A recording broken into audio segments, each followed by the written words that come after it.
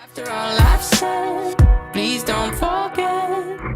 All my friends are heathens, take it slow. After I realized the only reason I had gotten so many cards and flowers was because sending me their sympathy had been turned into a class project. That's fucking, like, that's just fucking horrible. Like, if I was in the hospital and shit, and people were sending me, like, their sympathy and shit for, like, a class project, that shit just, like, don't even do that. That shit just make me feel fucking even more horrible. Like it had to be turned into a class project for you even to care enough to send me something. Maybe some people were genuinely concerned, but I doubt it. Even in the beginning, I barely had visitors. By the end of the first month, only my parents came by on a regular basis. What about the Aweniko John? She ain't come by? Alright, Aweniko was the last to stop visiting. Then, after 6 weeks, I never saw her again. We never had much to talk about when she visited anyway. Oh yeah, I guess she wouldn't. Yeah, he does be like, hey, what about that time I had a heart attack, remember? That shit was lit, right? We didn't touch on the subject that was between us on that snowy day ever again. Why not? You in the hospital on a hospital bed, cuz. You know how much sympathy, sex you can get from that? The hospital. It's not really a place I'd like to live in. The doctors and nurses all feel so impersonal and faceless. I guess it's because they're in a hurry and they have millions of other patients waiting for them, but it makes me feel uncomfortable. Yeah, it's that, and plus, like, when you're working in a hospital, you see, like, dozens of people coming, who just aren't going to die, and it sort of, like, fucks with your head and shit. Like, you just walk in every day, like, maybe like 25 or 100 people that you might have met and treated that day are gonna survive whatever they came in with. And it gets to the point where like you just shut like all your emotions down while you're working. For the first month or so, I asked the head cardiologist every time I saw him for a rough estimate of when I'd be able to leave. He never answered anything in a straightforward way, but told me to wait and see, and if the treatment surgeries worked. So I'd oddly observed the scar that those surgeries left on my chest, slowly changing its appearance over time, thinking of it as some kind of omen.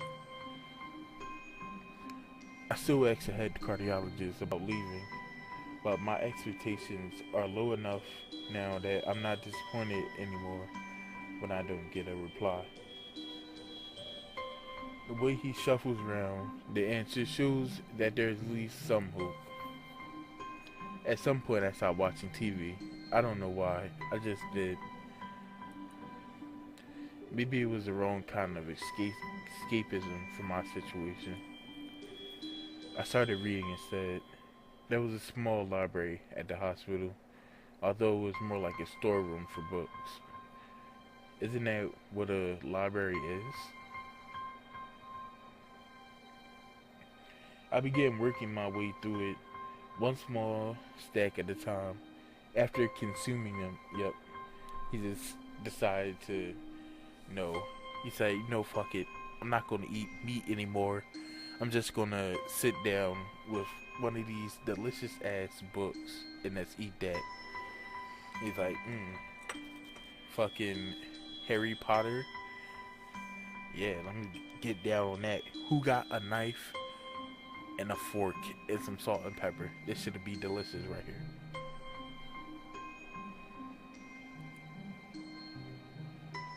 I found that I liked reading and I think I even became a bit addicted, starting to feel naked without a book in my hands. but I love the stories. That's what my life was like. The days became increasingly harder to distinguish from one another, differing only by the book I was reading and the weather outside. It felt like time blurred into some kind of gooey mess that I was trapped inside instead of moving within, like jello. A week could go by without me really noticing it. Sometimes I pause in realization that I didn't know what day of the week it is. That happens to me literally every day of my life. Like, I can't even remember what I had for breakfast this morning. That's how bad it is. But other times, all the things that surrounded me would painfully crash into my consciousness through the barrier of nonchalance I had set up for myself. The pages of my book would start to feel sharp and burning hot, and the heaviness in my chest would become so hard to bear that I just had to put the book aside, and just lay down for a while, looking at the ceiling as if I was going to cry. But that happened only rarely, and I couldn't even cry. Today the doctor comes in and gives me a smile. He seems excited, but not very. It's like he's trying to make an effort to be happy on my behalf. My parents are here. It's been a few days since I last seen them. Both of them are even sort of dressed up. Is this supposed to be some kind of special occasion? It's not a party. There's this ritual the head cardiologist has. He takes his time sorting his papers and then setting them aside as if to make a point of the pointlessness of what he just did. Then he casually sits down on the edge of the bed next to mine, looks at me in the eyes for a moment. Hello, Hisao. How are you today? I don't answer him, but I smile a little back at him. I believe that you are ready to go home. Your heart is stronger now, and with some precautions, you should be fine. We have all your medication sorted out. I'll give your father the prescription. The doctor hands a sheet of paper to my dad, whose expression turns wooden as he quickly reads it. So many. I take it from his hand and take a look for myself, feeling numb. How am I supposed to react to this? The absurdly long list of medications staring back at me from the paper seems insurmountable. They all blend together in a sea of letters. This is insane. Side effects, adverse effects, contradictions, and dosages are all line after line with cold precision. I try to read them, but it's so futile. I can't understand any of it. Attempting to only makes me feel sicker. All this for the rest of my life, every day. I'm afraid that's the best we can do at this point. However, new medications are always being developed, so I wouldn't be surprised to see that list fade over the years. Years? What kind of confidence booster is that? I'd felt better if he hadn't said anything at all. Also, I've spoken with your parents, and we believe that it would be best if you didn't return to your old school. What? Hisao, please calm down. Listen to what the doctor has to say. Calm down? The way he says that tells me he knew full well I wouldn't like it. Am I going to be homeschooled? Whatever my concern shows is ignored. We all understand that your education is paramount. However, I don't think that it's wise for you to be without supervision. At least not until we're sure your medication is suitable. So I've spoken with your parents about a transfer. It's a school called Yamaku Academy. It specializes in dealing with disabled students. Disabled?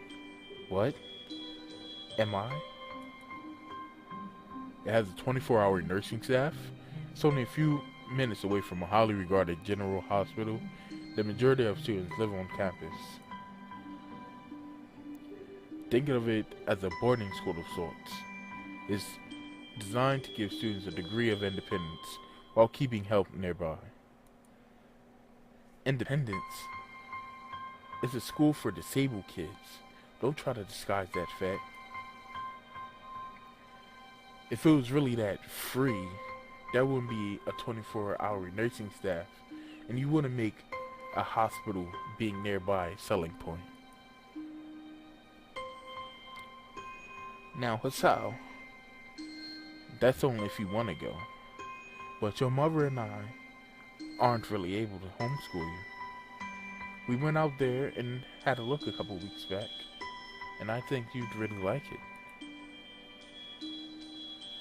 It looks like I don't have a choice. Compared to the other heart problems, people with your conditions tend to live long lives. You'll need a job one day, and this is a good opportunity to continue your education.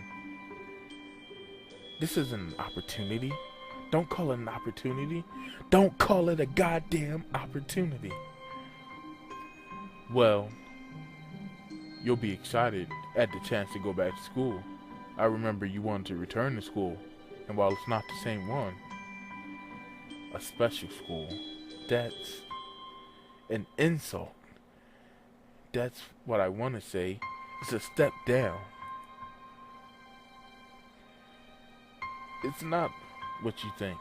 All the students there are pretty active in their own sort of way. It's geared towards students that can get around and learn, but just need a little help in one way or another. Your father's right, and many of the graduates of school have gone on to do amazing things. A person doesn't have to be held back by their disability. One of my colleagues in another hospital is a graduate. I don't care. A person doesn't have to be held back by their disability. That's what a disability is. I really hate something so important was decided for me. But what can I do about it? A normal life is out of the question now. It's funny. I'd always thought my life is actually kind of boring. But now, I miss it. I want to protest. I want to blame this lack of reaction on shock or fatigue. I could easily yell out something now. Something about how I can go back to school anyway. But no. I don't say anything. The fact is that I know it's futile. I look around the room, feeling very tired of all of this. The hospital, doctors, my condition, everything. I don't even see anything that would make me feel any different. There really isn't a choice. I know this. But the thought of going to a disabled school, what are those even like? As much as I'd like to put a positive spin on this, it's very difficult. But let me try. A clean slate isn't a bad thing. That's all I can think of to get me to go through this. At least I'll have something. Even if it's a special school, it's something. It's a fresh start. My life isn't over. It would be a mistake to just resign myself to thinking that. At the very least, I'll try to see what my new life will look like. God damn, it's a whole lot of fucking reading in this shit. Maybe I should do like a face cam or something. Oh, is this our bull?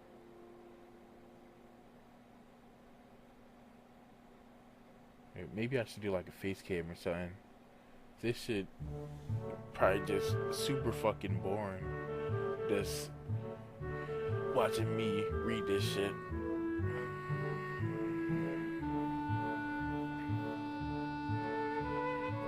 The gate was far too pompous for what it was. In fact, gates in general seem to do that, but this one especially so. Red bricks, black wrought iron, gray plaster assembled into a whole that didn't feel welcoming at all. I wonder if it looked like what a gate for a school should look like, but I couldn't really decide. Probably no. Of course I didn't want to get stuck thinking about the gate for too long, so I entered through it with a brisk pace that felt surprisingly good. Moving forward feels good. So I walked towards the main building of Yamaku Academy with this brisk pace. I'm alone, as my parents were taking my stuff to the dorms, and there was supposed to be someone waiting for me. The grounds are incredibly lush, filled with green. It doesn't feel like the kind of grounds a school would have, more like a park, with a clean walkway going past trees and the smell of fresh cut grass and all other park-like things. Words like clean and hygienic pop into my mind. It makes me shudder. I shake them off. Stay open-minded now. This is your new life. You have to take it as it comes. That's what I tell myself. A few buildings loom behind leafy canopies, too big and too many for just a school. Everything seems off. It's different from what I thought I knew about schools. It's an uncanny valley. Even though I was told this is my new school, in the back of my head, it doesn't feel like one. I wonder if this feeling is real or just caused by my expectations of a school for the disabled. Speaking of that, I don't see anyone else here. It's kind of eerie.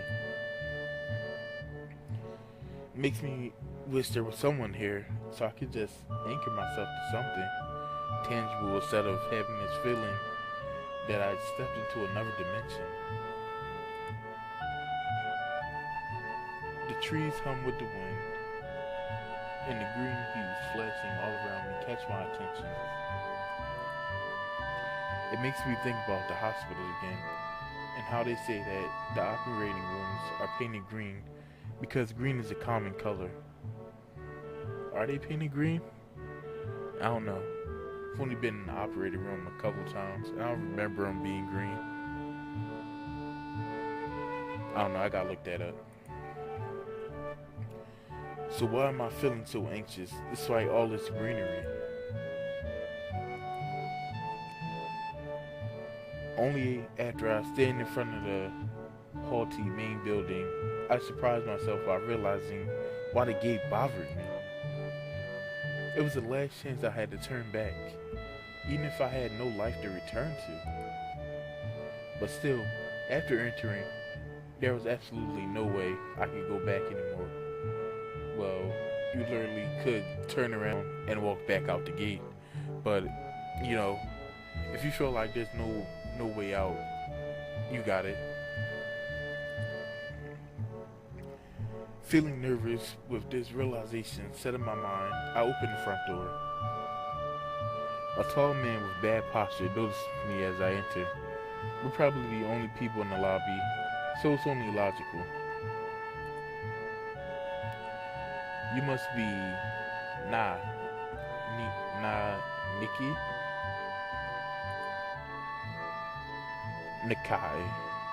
Naki. Wait. Nakai. So you are. Excellent. I'm your homeroom and science teacher. My name is Muto. Welcome. We exchange a handshake, and that is neither firm nor sloppy, and he looks at his watch. The head nurse asks you for a brief check-in visit, but there's no time for that, no. Oh, Should I go later? Yes. Afternoon is probably fine. We should get going and introduce you to the rest of the class. They're waiting already. Waiting for me? I don't really like being the center of attention, but I guess it's inevitable in a situation like this. Somehow not knowing what's waiting for me makes me feel really nervous. Thinking of this, I almost miss what the teacher is saying. Do you want to introduce yourself to the class? You know what? We're going to end it off right here. So, I don't know how I'm feeling about this series right now. I don't know if I want to continue playing or not. You guys let me know in the comments. Also, let me know which choice I should choose. And also, while you're down there in the comments, let me know, should I do a face cam with this? Probably be, a lot more interesting to look at if it wasn't just this screen. Maybe I'll put like little camera box thing down here and something, or over here. I don't know. Let me know.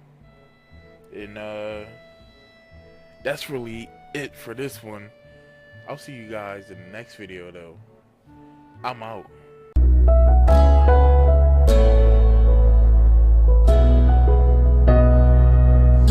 Wherever I go, wherever I see, I remember you. If you remember